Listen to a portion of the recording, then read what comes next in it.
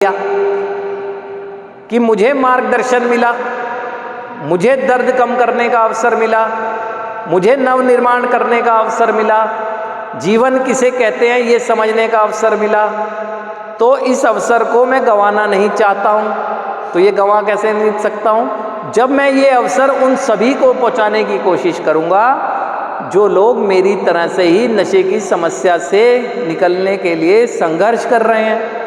उससे क्या होने वाला है?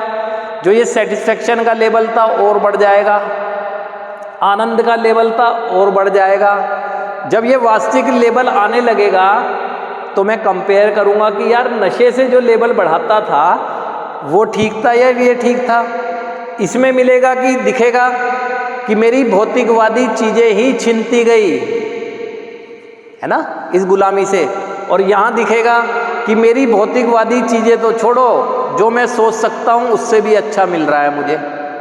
क्योंकि आध्यात्मिक स्थिति बेहतर होने के साथ साथ इंसान की आर्थिक स्थिति भी बेहतर होती जाती है।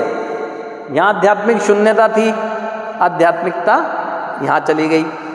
यहाँ आध्यात्मिक स्तर ऊपर होगा तो ये सब बढ़ती जाएगी। कैसे? एक तो यहाँ इनसेन एक्टिविटी नहीं है जिसमें जो इन्वेस्ट करके आया हूँ उसको जीरो कर दूँ। यहाँ इन्वेस्टमेंट होगी ही नहीं। यहाँ आनंद के लिए इन्वेस्टमेंट थी, यहाँ मेरे कर्मों की इन्वेस्टमेंट है, तो वो फाइनेंशियल तो इन्वेस्टमेंट है ही नहीं। किसी व्यक्ति को अपना कर्म करने के लिए क्या एक उसे पुश मिलना चाहिए फाइनेंस का? कर्म कर रहे हैं, हम कर रहे हैं, आनंद की अनुभूति हो रही है, यहाँ इन्वेस्ट करके मिल रही थी तो ये बचत होगी, है ना। उसका मैं ऐसा मैनेज कर सकता हूँ कि बहुत अच्छे से मैनेज कर सकता हूँ उस चीज़ों को।